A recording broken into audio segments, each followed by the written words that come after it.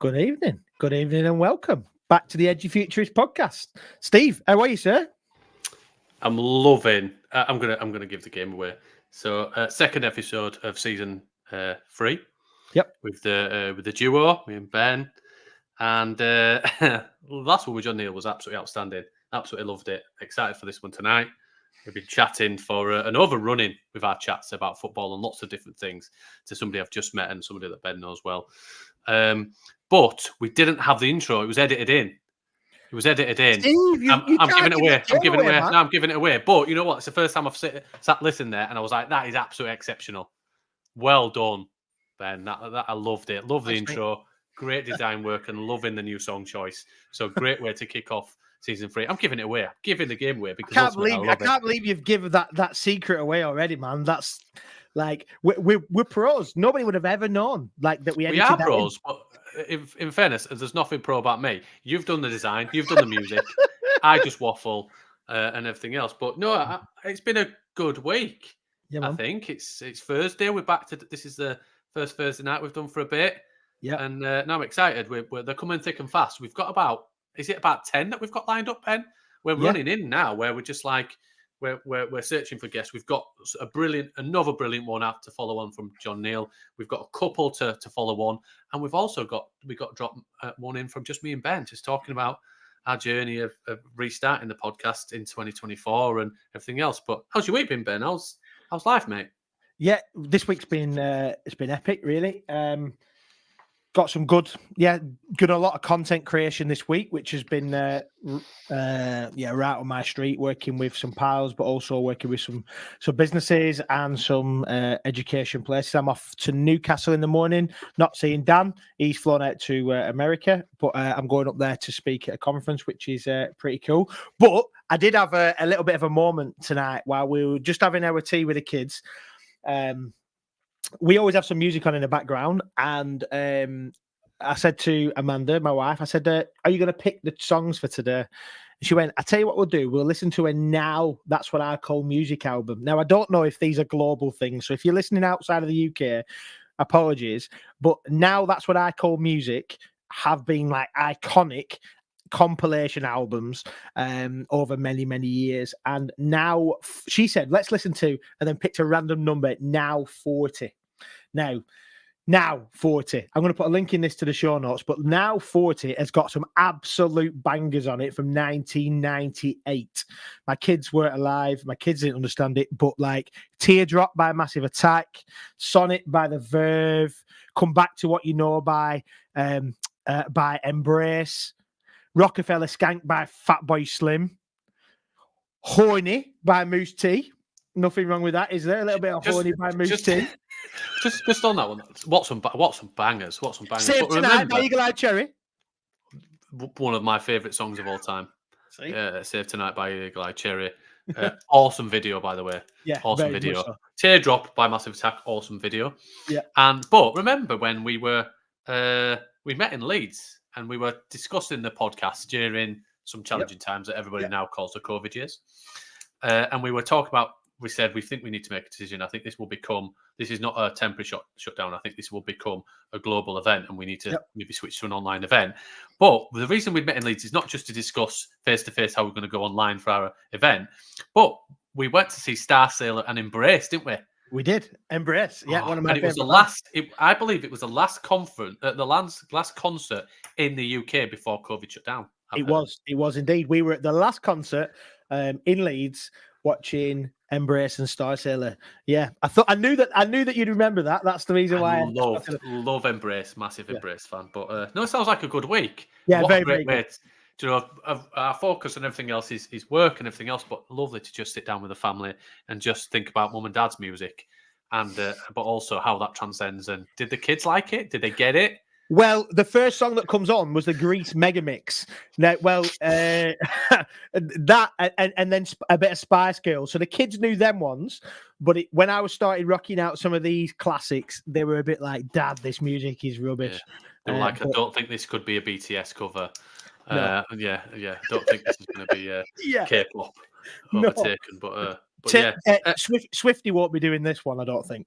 Maybe. Well, she only makes her own, doesn't she? Yeah, yeah. But yeah, my week's been good. Another family moment. My little boy turned 2, so I took the day off and we spent the day as a family. It also coincided with my little girl wearing her school uniform for the first time. It was Ella's first nursery step into the school that she's going to be in for reception. Love it. In September. A lovely state school, primary school. Really, it was just really nice to chat to the teachers. And I got to have the first conversation. My boy loved his birthday. He's a boy. He just runs around, pushes kicks, plays football. He's already signed up. And I've told him if he don't make it into a professional Premier League tie by 7, I'm going to pull him out because he's never going to make it. But we have them challenges as a 2-year-old conversation. But my little girl, I said, what was your favourite part of your day today? What have you most enjoyed? And she said, I've made some really good friends today, Daddy. So I was like, that's the bit for me. Do you know, people talk about, Ofsted and written. I was like, if she's making friends, she's happy. That is the focus. So sure. we've talked for about 20 minutes so far, Ben, in terms of our week. Should we get a guest on, do you think? I think we should. So we are massively pleased to be joined by my brother from another mother. Like, we have that kinship now, don't we? This is Esethu Stofile from all the way from South Africa. I'll let him tell a little bit of his story, but he's not. He's a good man, and I'm very, very excited for tonight's episode. With brother is the right word. So, Esethu, give us a little bit of an insight into you, my friend. Welcome to the podcast. My brother. Thank you so much, Ben. Thank you so much, Ben and Steve. So I'm Esethu Stofile. So whenever someone asks me where are you from, I always try and figure out, are you trying to establish where I stay right now or where I'm originally from? So where I'm from is a small village out there in the Eastern Cape in South Africa called Lusikisiki. So Lusikisiki is predominantly Mpondo land, and I'll explain to you what Mpondo land is. So that is where originally I am from, even though I was personally born in Alice, which is still in the Eastern Cape, but probably about 8 hours away from Lusikisiki. So I was born of 5 kids. I'm the only son, second born. So I've had the privilege of being surrounded by ladies all my life, and grew up that side. When I finished my grade 12 in East London, then I moved to Cape Town, of which I spent about 22 years of my life. And that 22 years consists of, higher education studies that side. And also then I started working that side, where I started my career as in fact, this is what you don't know about me, Ben. I started working as a pathologist. So I used to to cut up dead bodies, and I used to... That explains a lot. Boom, boom, boom. I thought let me just drop something in there for you. So I was working at one of the local clinics as a pathologist whilst I was still pursuing my my honors degree. And then I realized that, I wasn't really I didn't have a sufficient salary, nor could I study further because these two were conflicting. So then I decided then to take on a teaching job because at least then you are able to teach up until about 3 p.m. and then I can study thereafter. So then I started teaching, supposed to teach science, but there was no science posts. So they chucked me in mathematics. And then I started teaching mathematics. And it was supposed to be for about 3 months because then they said that maybe there will be a post because someone was supposed to leave, but the person didn't leave. I was stuck in a mathematics post. And I grew to love mathematics, and completed my studies in 2019, focusing on mathematics. But then I transitioned from being a maths teacher to being the head of mathematics at the school, moved from one school, went to another one. It was a high school. Then I was in the advanced mathematics program. From the advanced maths program, then I was part of doing Olympiads right across the Western Cape. And then I had an opportunity to go to Norway. So then I went to Norway in Bergen. I don't know if I'm saying it correctly. I don't want to butcher it, but it's literally not too far from Kristiansand and Oslo because I used to commute by train. But I spent some time in Bergen, where I did some of my studies and my research at that side. But I was still a teacher in Cape Town. So then that's where technology came into my world, because now I needed to compensate for the fact that I'm not in South Africa. I'm doing something for my own personal development, but I still needed to add value in my teaching community. So had a stint of, staying in Bergen, came back to South Africa. Then I became an e-learning advisor at a district, and then spent about 3 years as an e-learning advisor. Then I became the head of special projects for the whole of the Western Cape. So all the schools in the Western Cape, I had to look after all new projects when it comes to innovation, whether it's coding and robotics, learning management systems, virtual schooling, 3D printing. I mean, if it had something to do with the 21st century, it was just chucked onto Esethu's plate. And then I found my way through that. I navigated through the bureaucratic lines. And then fortunately, I found a placement at Cloud Edu, where I am now a Google Workspace transformation specialist. So, and I deal with the HEIs right across Africa. And with that short introduction, I am a Mpondo. Mpondo is one of the tribes here in South Africa. And when I said to you earlier on, I come from a predominantly Mpondo area. That's where all of the Mpondos, they usually stay in the same area, and we can track back to probably about 15 generations to the original person who was called, his first name was Mpondo.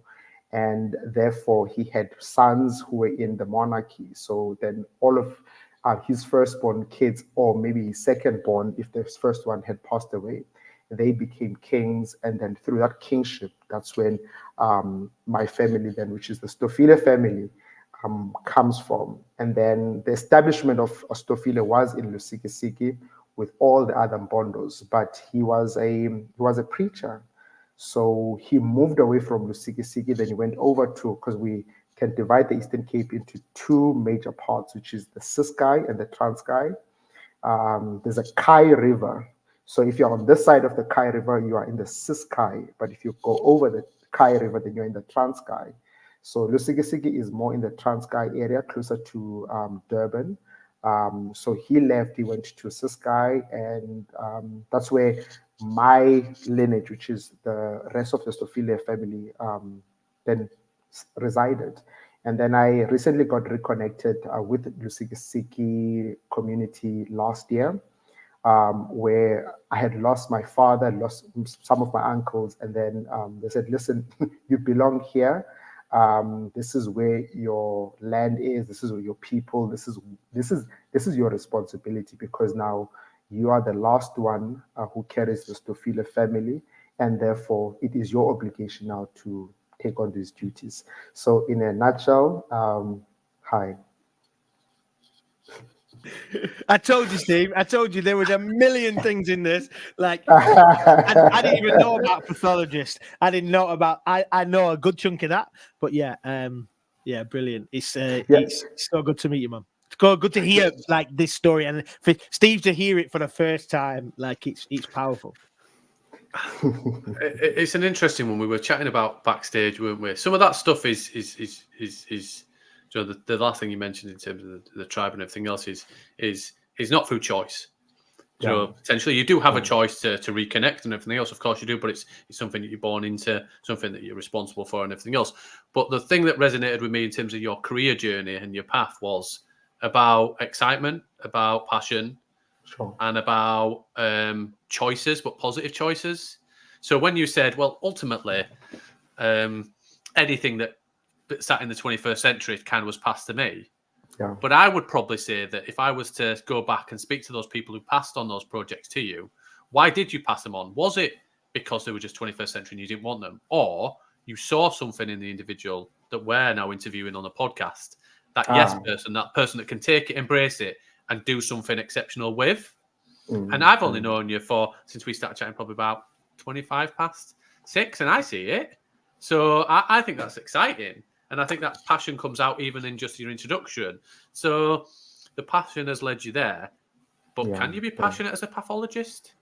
I suppose it's a starting point. Is it passionate about cutting dead bodies up? I'm not really sure. Should we start there? I think Steve. One thing that drew me first to the field is that I wanted to become a medical doctor. And that was because it sounded like an exciting profession. I mean, my mother was a teacher.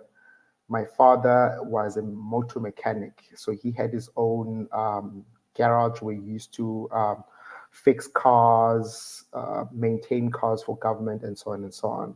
So I wanted to do something different. I wanted to do, a career where I could actually help my family out financially. And, being a doctor is like, that job that can actually give you that compensation. So when I moved from East London then to Cape Town, the first degree that I had done was a computer science degree. So I did a BSc in computer science. And then, but computer science wasn't necessarily where I thought I would end up landing. I just thought, it was just such a cool field because my friends had applied, and I didn't get into medicine purely because the medical school was only offering medicine in Afrikaans. And I don't speak a word of Afrikaans, so I couldn't qualify to get into medicine. So I did a computer science course. And then upon my third year, then I decided to take on, because then as you grow higher, then your modules start to shrink. You take some of the electives fall away, then you're just stuck with your core modules. Then I decided to take some electives from medical bioscience. So whilst I was doing computer science third year, then I was doing medical bioscience first year. And in that pursuit, and I was at a technical school in high school, so there was no biology offered at school. So it was a nice challenge for me because now I'm learning life sciences biology for the first time at university. So then I took the journey on, and sure, it was so exciting. And I don't know whether I was a little bit psychotic as well, because I literally felt like I could dissociate myself away from the human form, and I could just look at the atomic particles, and then I just saw organs. And then it was easier then for me to relate and to see there is a problem, and therefore let's know how to go and find the resolution, which is partly what my dad used to do for cars, but I was just doing it with human beings. So I never really saw it as an icky space. I just saw it as this is interesting. Yeah, sorry, Ben. I'm gonna carry a very different line and a very different question. You'll find that we'll go into a rabbit hole, and then I'll pick up a random thing. But Cool. the thing that also resonated in terms of your story is something that probably your parents, maybe my parents, and maybe your parents and our grandparents before that. What used to happen is you went to education, you went to school. A careers person said, "I think this is what you're probably going to be best at." What you then did is you left work and went into the job, your career, the thing that you're going to do for life. And I think the thing that really just also stood out about the story is about embracing change and going through that process. But also, for those people who are listening that are in education, we have to be honest, and we have to keep saying it over and over again. But what we're preparing students for, and what we're trying to explain to students of now and probably over the last period of time as well, is we're not preparing students for a career. We're preparing individuals for the future of work, and that might be 1,000 different jobs that they might even be doing 5 different jobs at once. Look at Ben's profession. Look at my journey in terms of the different roles that I've played. I've just turned 40, and Ben's turning 40 this year, and we've already done so many different roles, and we've still got 25 years technically in terms of our working life. I think that whole thing of leaving education and finding one career would have meant that you would have been a doctor or stayed as a pathologist, and that's it. You don't want to explore anything else because that's what you've trained to do, and that's where you stay. So what made you want to try different things? Was that something that was inspired to you through your education to move and want to think, I'm not sure this is for me anymore, I want to do something different? Was that the education system, somebody that helped you? What made you think that? So now I'm going to go back to the beginning. So I was born in Alice, and in Alice, I lived in a rural community, in a rural village. So I grew up there, and there's only Black people that speak Xhosa. So I grew up thinking that the whole world was full of Xhosa people because I've never seen anyone who's not Xhosa, who's not black. So growing up in that community, that's all I knew. And I was very good academically when I was still in those lower grades. Then my parents decided to take me out from a Xhosa school and they took me to a multiracial school because now they could afford to take me and give me an education whereby I was going to be instructed in English. So, and this is 1993. Saw a white person for the first time who so happened to be my teacher. Now I'm sitting in a classroom with a white teacher with some white students around me and some black ones, and I have no idea what the teacher is saying. So I'm sitting in a classroom. She's busy trying to give me an instruction or she's busy trying to give a lesson, and I don't even know what she's talking about. So I failed everything except for mathematics. Because at least with mathematics, I saw numbers and I knew exactly what the operations meant. So now that on its own, and unfortunately at the time, my family was very big when it came to politics. So Nelson Mandela, Chris Hani were very close with my uncles and my father.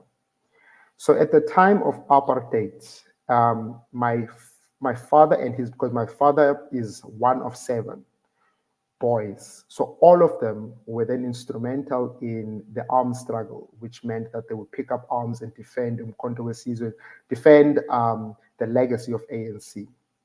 So I grew up then knowing that they are politically involved and they protecting Chris Hani and Nelson Mandela in different instances. And because Chris Hani used to stay at our place.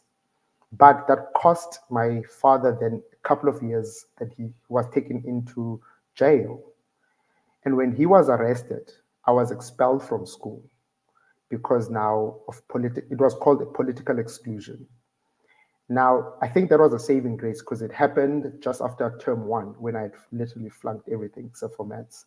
And now I'm being expelled from school. Then I had to stay with this lady, a white lady in a near town. So now I had to stay with her for a couple of months.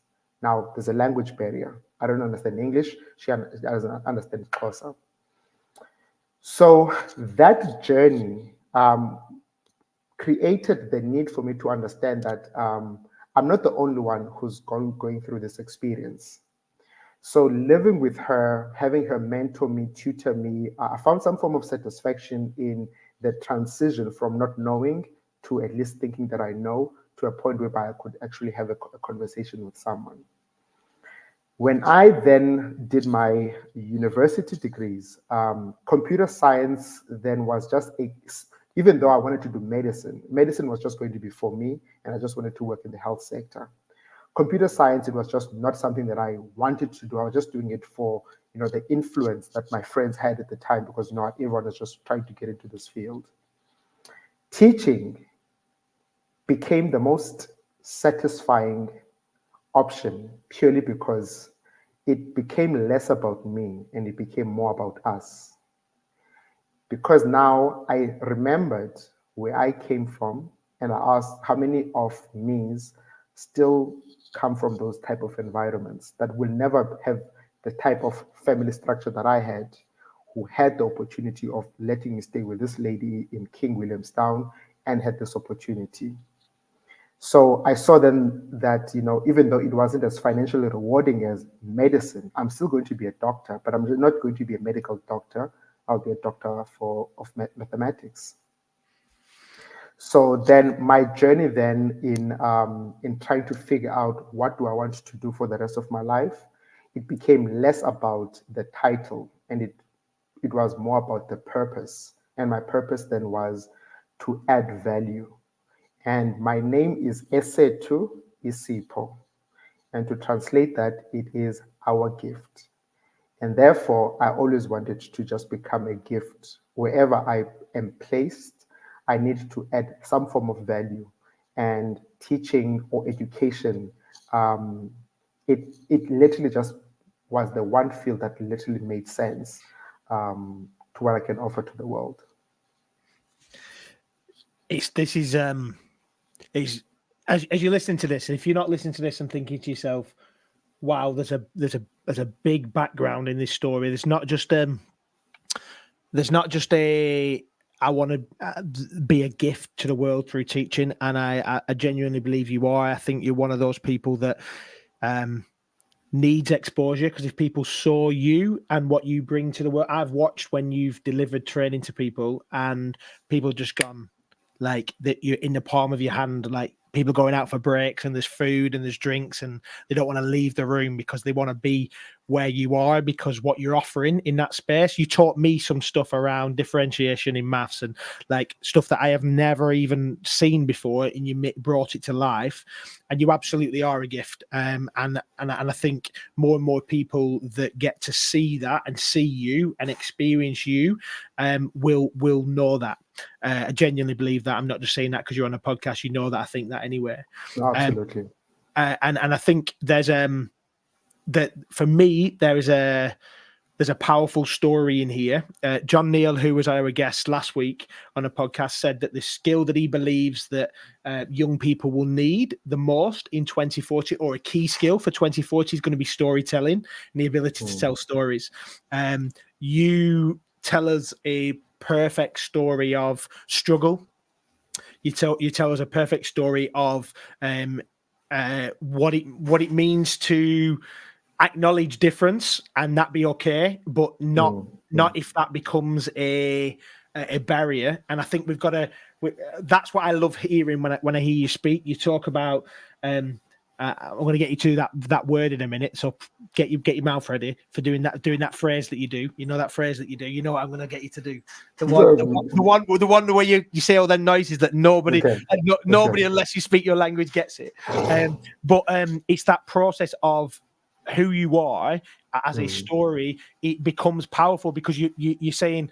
You say it like it's nothing that your father was what was connected to Nelson Mandela and that broader struggle there for South Africa, and you just got expelled from school because he was involved in that. It was just like, the right to go to school was taken away from you because people were trying to fight for something. And for those of us who have never experienced that, we'll never understand what that means. But just take us back to that. You said that you thought that was a blessing in disguise because you meant you had to go to another school. Yes, somebody else. Take us back to that, like the struggle, and because I know that struggle. The reason why I'm bringing that is because I know that struggle isn't just 1994 and it's finished. As if that solved it. So maybe take us back and tell us a little bit about the struggle, if that's okay. Sure. So there's this day. I was actually chatting to my mother now because I went back home over the holidays. This day probably traumatized me for the longest of time. And I think I might have been probably 12, either 11 or 12 years old. And I'm sitting at my grandmother's house in the rural village just outside of Alice. And I am with my uncle and my grandfather. And we just get police, or rather soldiers, rushing into the house. So they drove into the yard and then they just came in and they were rushing with guns. And I'm a little boy and I'm not sure what's going on. They strangled my grandfather and they strangled my uncle. They banged them against the walls. They're looking for Chris Hani. And then my uncle and my grandfather said, no, we don't know where he is. And then they get roughed up a little bit. And when I looked at that scene, I was so scared. I was so scared because I didn't know what they had done wrong, but they are getting beaten up. Then the soldiers had left. My father came, I think, a day later when he heard about this incident. And when he came, now he became a little bit upset. And then my dad he was a rough person because of how he grew up himself. So he decided then to go to the police station and he decided to go and make havoc. So he went there with his staff and he went to ask who hit my father. He started hitting people around. Then they took him into custody. Growing up in that village and going to the school for the first time, whereby here are white teachers and white students, it literally made me feel like I didn't belong because one, I didn't understand the language. I was in an environment whereby I know nothing. I literally felt like I need to go and hide somewhere. This is not something that um, this is not for me. And whenever I would go back to the rural village, I had a sense of belonging because in the village, there are no fences. There's no walls that separate homes. But when I went to town, all the houses had big walls around them. There were guard dogs, and there were all of these things that I had never seen before. So I always then knew that the life in the city probably wasn't necessarily designed for me. And I had struggled then to adjust into understanding exactly what my placement is here. I would never lie, Ben, and say that we grew up poor. I think we were one of the few families that grew up privileged because we had 7 male figures who all were doing certain things all over. I mean, one of my uncles was a premier. He ended up being the premier of the province. Then he became the minister of sport. Other one had a franchise of Spars, which is a shopping center. Others were rectors at university. So we kind of like grew up, financially, we were okay. But when it came to identity, one, I'm not Xhosa, I'm Bondo, but I grew up around Xhosas. So that already was a struggle, a tribal struggle, whereby our cultural practices are completely different from what Xhosas are doing. So therefore, we were always the one family in the village that didn't really belong. So moving from the school whereby I had failed everything, I stayed with this white lady, and then I went to another school. This school now has a policy that no foreign languages allowed to be spoken on the school grounds during school hours. Now, a foreign language is my home language and Xhosa and others. So you can't speak your own language whilst you're at the school premises. You either have to speak English or Afrikaans because teachers need to understand exactly what you're saying. They need to hear what you're saying so that if you are threatening, then they need to know. So then I couldn't speak to my friends in English. So we would only speak Xhosa on the playground and so on. And I knew that I had detention on a weekly basis. So it was either detention or would get a hiding. And the hiding was, this is a foreign language. You should not speak this language in this school. People who speak this language don't belong to this school, they belong somewhere else. So then I always knew that, okay, again, this is a borrowed environment. This is an environment whereby I'm just here for a short period of time. At least when I go home, I go into a sanctuary of, speaking to my own peers. So that became I couldn't really see it as a struggle, but because I saw it as an opportunity, maybe they are pushing me to learn something that I wouldn't have learned out of my own. Because now I learned English, I learned Afrikaans that way, even though I didn't like the process. But I had an advantage of having these other languages that I at least knew. And going into high school, again, high school was the same. We had the initiation where you get beaten up. They would only take 5 black students per intake because they needed to maintain the numbers. So all the other students needed to be white, and then only 5 per year could be black. So again, studying in that particular space, higher grade was a luxury, which meant that only the white students could take subjects in higher grades.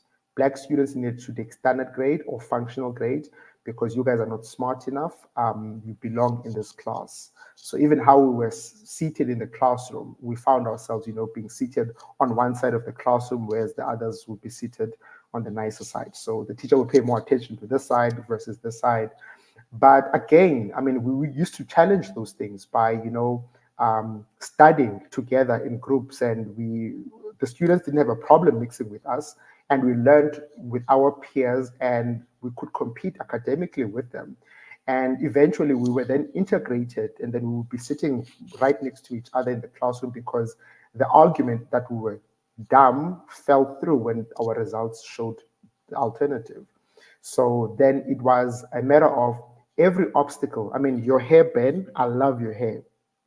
That was not allowed because in our culture, cutting your hair bald, it's a complete norm. Whenever you have a bereavement in the family, we cut our hair bald. So we've got instances where, and I mean, I need to cut my hair. This is too long for me. But at high school, I was never allowed. It had to be, I think it's number 4 in terms of those clipper blades. So you couldn't cut it short. So Steve's hair, it would be perfect. So my hair needed to be similar height as Steve's, similar length. So that on its own meant that culturally we were also, discriminated against, because that which was a norm to us, we were told that you couldn't. If you do it, you get punished. So Saturdays were Saturday detention. So you spend your whole Saturday taking out tables, and then taking sandpaper and you're just cleaning up the tabletops of those tables, whilst everyone else is either playing sports or being at home. So those struggles, they taunted me into either becoming the victim of this story or becoming a victor, and understanding that, no one ever said that life will be fair. Life is just going to give you all of these obstacles. And my father always say to me, listen, I've never raised a weakling. You can't be my son and be a weakling. So therefore, at any given opportunity, even if I'm in a fight, I mean, I would get a hiding if I ever come home crying that I was in a fight and I lost. So I would get a hiding, and he will take me by the ear, go back and fight. And then he would make sure that, all opportunities, I needed to take the positive side of it instead of playing the victim of it. So all of those things then created a character within me to be more sympathetic whenever I'm addressing students in a classroom, because now I don't know everyone's background, so I can't discriminate. Even when I'm starting off a lesson, I mean, when I was in Norway, and I had to talk about dyscalculia as one of the topics, the first thing that I did is I came into the lecture room at the university, and I said, "Molweni ninjani, igama lami ngu-Esethu Stofile," and then everyone's like, "What?" And they're like, "Sorry, we don't understand." And I said, "Exactly my point.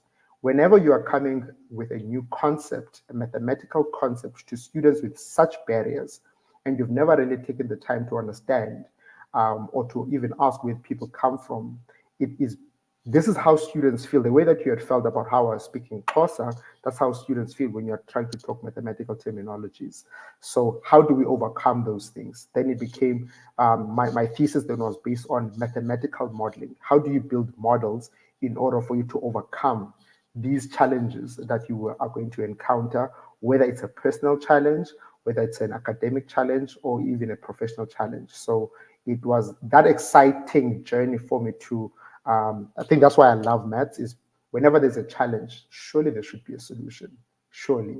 I think that's what I think of that. Steve, I know you want to jump in because I've seen you unmuting yourself a couple of times, but I'm just going to jump on really quickly. And it makes me laugh. This is it. Like, you were sat on that side that was, you've got to do foundation, you've got to do standard, you're not allowed to do higher. And then just tell everybody on the call, like, what level of mathematics have you got now? Right now, I've got PhD level. So graduated in 2019 with my PhD. And that's probably one of the reasons why I've been traveling in and out of the country a lot. That's because I needed to do a study, a comparative analysis study between South African academia and the Scandinavian countries, purely because I heard a lot of good things about what they're doing there. And I wanted to extract whatever is good and try and bring those models into our classrooms this side. Yeah. So, a PhD in maths. It's almost like, let's stick 2 fingers up back to that system just to say, this is the proof of it. You are the proof of it, aren't you? Like, yeah. It's life, man. That's life. Yeah. Unfortunately, though, it's not everybody's life, though, because I've never, I think you've made the best of it, but I take my hat off because ultimately, I've never had to go through those struggles. My bit was behaviour in school, nothing to do with the colour of my skin and anything else. Probably the fact that I just talked a lot, thought I was a class clown, and I was telling somebody earlier, actually, somebody that works alongside me, a colleague, my whole experience in art, loved art, but was switched off from art. My bad experience in education is nowhere near. It's not comparable. It's nothing to do with anything else. It was just the fact that I was a bit of a naughty and a disruptor. So I spent the whole time in the is it the green room, the bit where they do the photography, where they the dark room. The dark room. So so I had to work in isolation on my own in the dark room for my whole art 2 years. Not for 2 years in a dark room. That would be really bad. But every time I went to art. So just on that, I do take my hat off, like I've said, to embracing the structure, that challenge. But also, what I loved about that story, and thinking about the positives of that story, is the system. It was basically just saying, this is the way it is. We make the rules. You do as you're told, and this is what we're saying. That you are lesser, when clearly it wasn't about that. It's about the colour and people's prejudice. But ultimately, what I loved about the story was that you, as a collective group of students, decided that actually, regardless of the 5 versus the rest of the students, they said, no, we're all equal. We're going to try and work together. And they disrupted and changed the system in that school, or your experience, which is the bit that I absolutely loved about that story. Because ultimately, the only way that we change it, and this is the bit where we talk about the Edufuturists trying to change the system, because it's not broken, but it's completely incorrect in the UK. We're sitting exams. And does it take an uprising from not just us, but the students to really change the system? To then say, we don't want to sit these exams anymore because we don't think they're any good. But just to touch on that, apologies, but you said you spent time in the Nordics, and I know the Nordics are held up in terms of their education system, or one that is working positively. Other than the comparison, did you take any learning? Because I know that where you live, where you work, and where you live, and your hometown and everything else is something you're really passionate about. And the reason you did it is to bring back and bring a gift back to where you, then try and improve the education system. What learnings, just how to be better at delivering maths, did you feel you learned from from Norway or those countries that you think that were good? Or actually, did you find that a lot of the system is pretty much the same? It's just a different language. Yeah. So even though I couldn't implement everything, I mean, I had learned so much. One of the things that I had learned is that there was a less obsession with uniforms, and there was a greater appreciation of, uniqueness and individuality. Because when I had arrived, I asked, how do you guys place your children? How do you know which child goes where? Do you have private schools? Because in South Africa, we've got private schools. So, and I know that the majority of our ministers, and so the people that have got higher salaries, take their kids to private schools. So how do you guys manage that so that there is a fairness? And they said, well, we don't have much private schools here that are ranked. I mean, private schools are mainly, specializing schools, but we don't have private schools. So that means that it becomes difficult for one to justify why this particular school. So it becomes easy for students to go to a nearby school instead of, that is the best school, you must go there. So how they are utilizing their resources in terms of teacher professional development and the resourcing of schools is not, maybe some schools receive all of the funding and others receive absolutely nothing. I think there is a fair model that they are utilizing in Norway. So as I had observed all of these things, I thought to myself, this we can't do immediately in South Africa. I mean, even I went to some of their jails, looking at how are they treating their prisoners, and they wouldn't call them prisoners; they would call it more correctional facilities, because they were there to correct a behavior, and because they're correcting a behavior, they would bring in professional teachers to come and continue the learning journey, because these people still need to be assimilated into the communities. So they can't be treated as if, they're scum of the earth. Whereas in South Africa, I mean, that is not something that is highly appreciated. Once you're in jail, you're the worst of the worst. Therefore, whatever happens to you happens to you. So when it came to one thing that I also saw is that some of the schools, they would have maybe a grade go to the fields and they would just stay outside for a whole day because this Wednesday, it's a sunny day. So then the kids will be ushered to a park and they'll spend time playing with each other in the park with the supervision of the teachers. And I'm like, why do you take kids? I mean, don't you lose academic time? They're like, no. A happy child is a child who's willing to learn. Therefore, what we are doing here is we are creating a healthy, happy learning environment.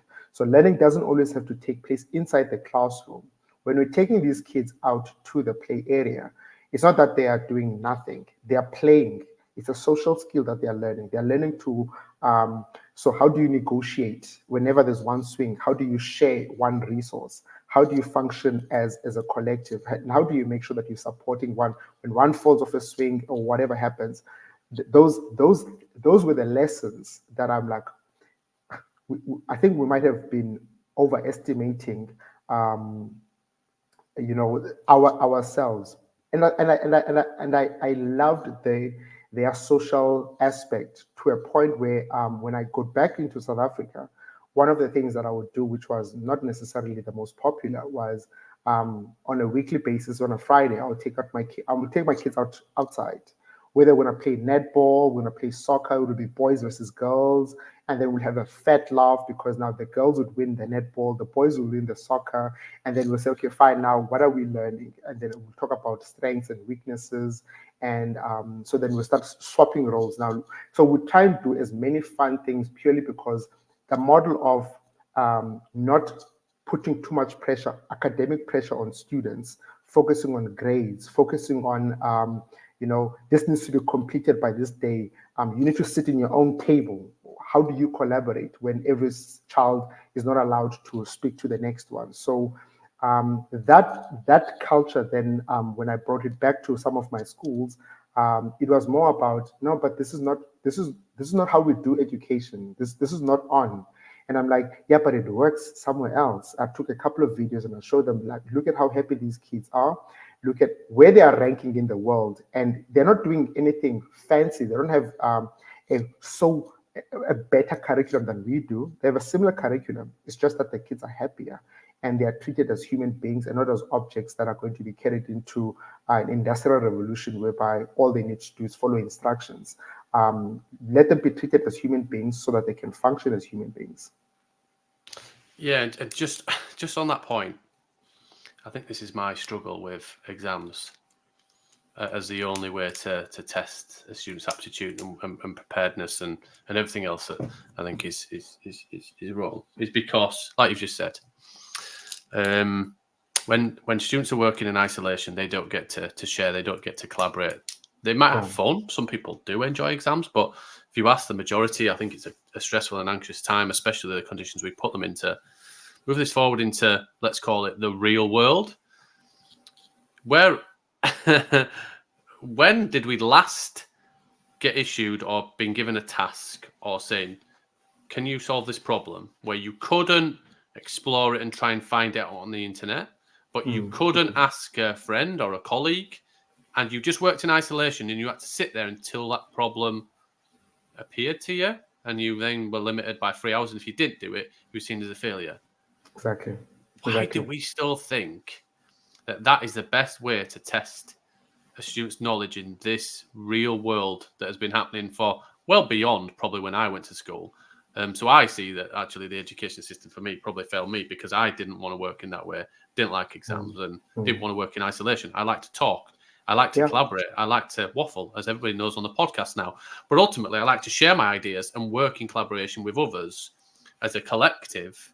I think it's Professor Linda Hill from Harvard, and she talks about collective genius and all these things. The Pixar approach of those people who think that they design the movie, produce the movie, draw the movie, do everything else, and then get it out to the cinema. That's not one person that's done a Pixar movie. That's a collective element. It talked about, and if anybody's read the book, I'll put it in the show. It's a fantastic podcast, TEDx talk, and everything else.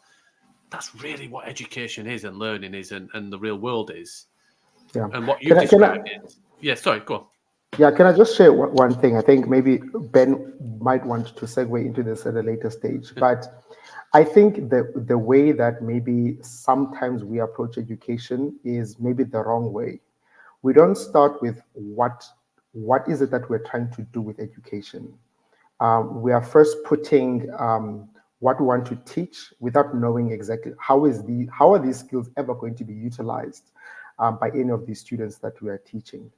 So in one of my sit-down sessions with Ben, I was talking about the importance of identity, whether it's your own identity or it's the identity of your purpose. And so I said to you, I'm Mbondo, deliberately, because I speak Xhosa most of the time.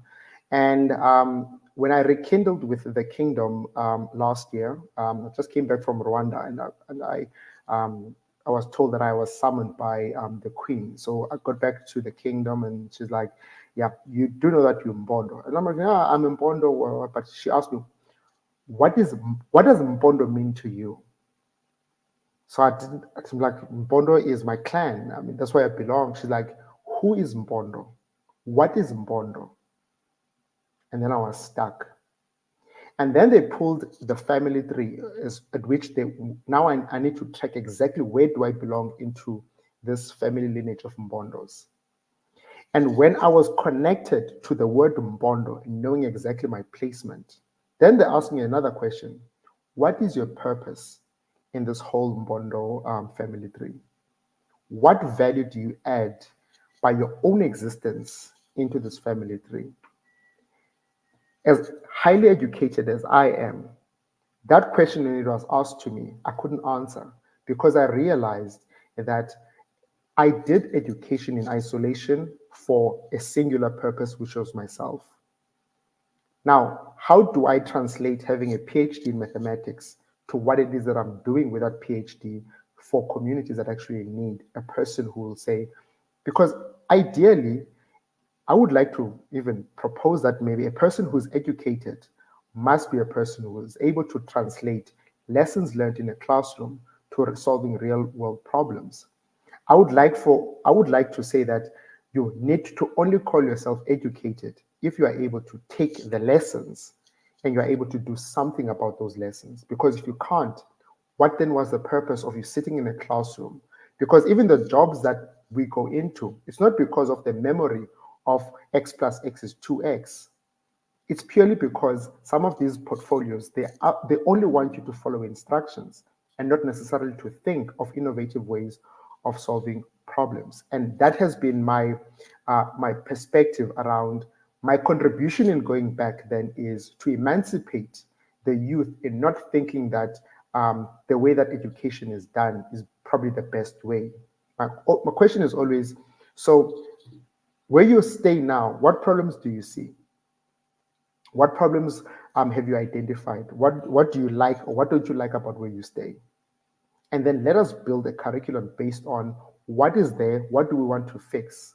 And the ability then for me then to add that value as a Mbondo is to say, my mathematics is only relevant if I can translate it from the certificate to what I am able to assist the community in developing in order for students to own themselves, own their own, because now we've got a lot of migration. Students are leaving one province to another because this is the promised land. But if they knew who they were and they had a pride in who they are, they're not going to run away from problems that they are facing, but they will have a skill of resolving that, fixing that, so that we're able to have better communities. Yeah, and I absolutely want to jump all over this, because that phrase education, obviously people have probably heard me talk about this on a podcast before, and if not, other people have said it probably better than me as well. The word education comes from the Latin phrase educare, which means to bring out or to draw out. That's what's within, to lead out from within the person. So it's almost this idea that as educators, our job is not to put things in, it's to draw things out. And I love that as a concept. And from what you're talking about there is that as you're your heritage, your culture is what is in you. You have no choice about that in terms of but you have a choice of what you do with that. But then there's a passion that comes with it that is only you, things that you're interested in, and then you have the choice there, and then you draw that out. And education and educators, their responsibilities help bring that to life. And so the best educators that we talk about, the people that you remember from school, the people that really get this, don't just say, here is Pythagoras' theorem. We had this conversation, didn't we? Here's Pythagoras' theorem, but this is what it means in context. This is the reason why we learn this. This is the reason why we have to understand this and why it might be relevant in your situation. And if you don't bring that kind of real world connection, which is what you're talking about there, then the whole point of the system is broken. It's like I've been banging on about recently all over social media and in my newsletter stuff, like this idea that education has to have purpose. It's like, unless there's a reason why we're doing it, there is no need, just because somebody has said it 20 years ago, 5 years ago, 50 years ago, that it needs to be in a curriculum for students. It doesn't necessarily need to be. And actually, we probably won't go to that today. That might be another conversation if we speak to Mr. Shelton at some point. Like, the people that decided what was in the curriculum were of a certain people group, of a certain mindset, of a certain gender generally, and so they determine that's what needs to be delivered. Anyway, I'll get off that soapbox. But I love that. I love what you're saying. I love how you are were summoned by the Queen, and people who have made a connection realize who the Queen is. But the principle behind that is that you are connected to your land, to your people, connected to making a difference where you are, and then for the young people there, instilling in them what is already in them, or just bringing out what is in them. And one of the things I said I would mention is the bridge project that I know that you're working on, and the team are working on over there. Just as a little bit of a sideline, tell us a little bit about what's happening over there in the Eastern Cape. Yeah, so we're busy building a bridge that connects both the Eastern Cape and KwaZulu-Natal, which is the two provinces adjacent to each other. And the bridge is being currently built on my portion of land. I've got some land in the Eastern Cape. So this bridge now is going to be connecting the two provinces. So historically, what we used to ask is, if you are Xhosa or you're Mpondo, how do we know that you are Xhosa or Mpondo? So there would be a rhyme that you need to know and you need to say. So I don't know if Steve is ready for this. But in order for us to identify exactly who you are, you would need to say this.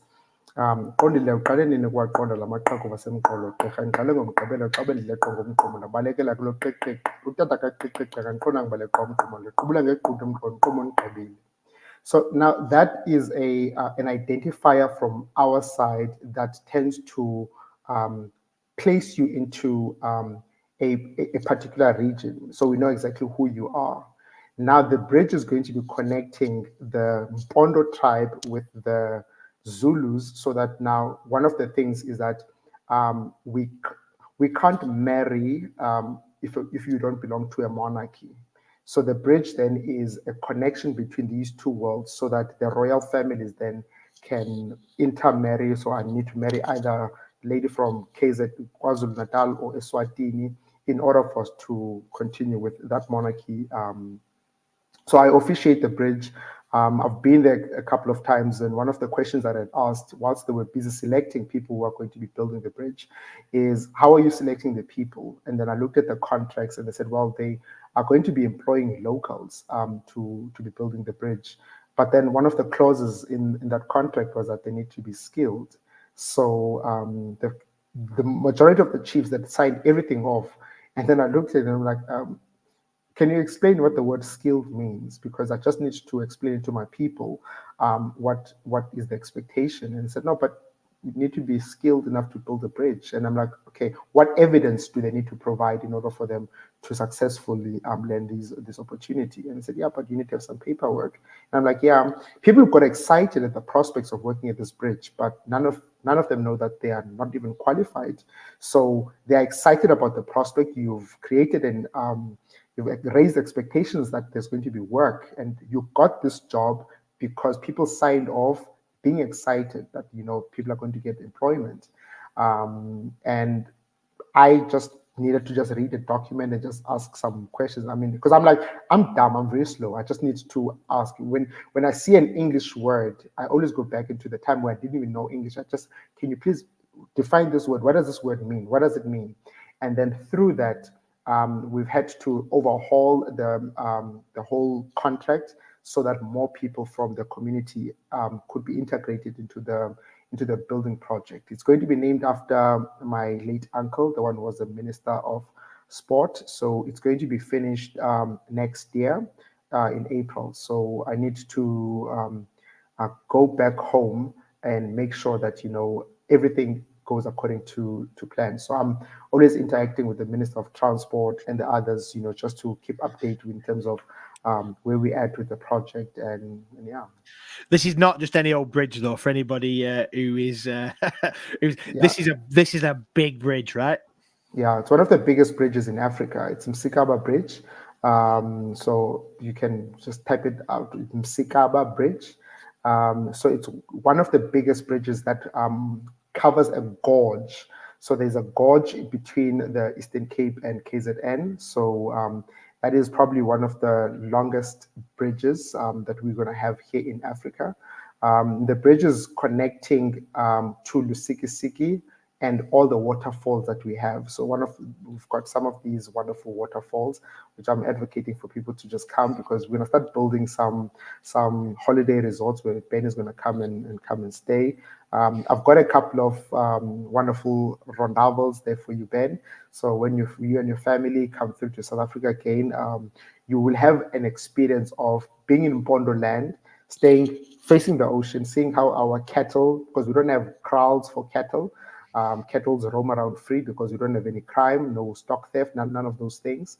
And all we want is we want to make sure that, we are creating that tourist vibe. We're going to be doing a lot of wonderful things on that space. Yeah, love it. I've just Googled it. It's 580 meters long, and at the height is 192 meters. 192 meters. Yes, so it's a giant thing. But yeah, I'm looking forward to coming over in May again. I'm going to be over in May. Hopefully, get over to the Eastern Cape. In fact, no, hopeful. I will be coming over to the Eastern Cape while I'm there. So Absolutely. That's going to be great fun. So we always finish our podcast because we're really great free time. I reckon we could talk for as Steve would say, all night. There's loads of things we could go into. We usually finish with some like quick fire questions now. Quick fire questions, Esethu, yeah? Quick. So here we go. So this is the first one. What do you think is the biggest threat to the future of education? What would you say is the biggest threat? Rigidity, tradition, and fear. Love it. Quick enough? Yeah, quick enough. Well, good. What do you think the main skill students will be in 2040? Excuse me? The biggest skill, so the main skill that we need to provide students with in 2040? Soft skills. Empathy, collaboration. I think those are the critical skills. Yeah, okay. For sure. What do you think the next big trend in EdTech will be? Project-based teaching and learning in our context. I don't know about other countries because we talk about it, but we never do it. So that blended flipped classroom, that to me would become the next big thing. I'll take the last one.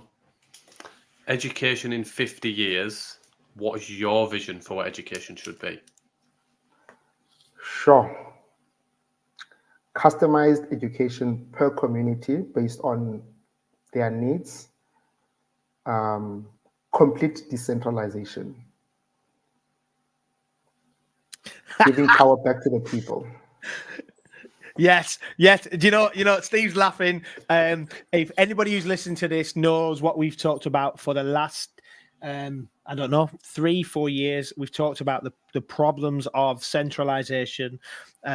We've had so many people that have talked about like online virtual schools, the people that are trying to do it differently, where homeschooling and almost that concept of decentralization. And interestingly, I genuinely believe that I'm with you. I think that has to be the future, away from a formalized, centralized, bureaucratized, bastardized curriculum.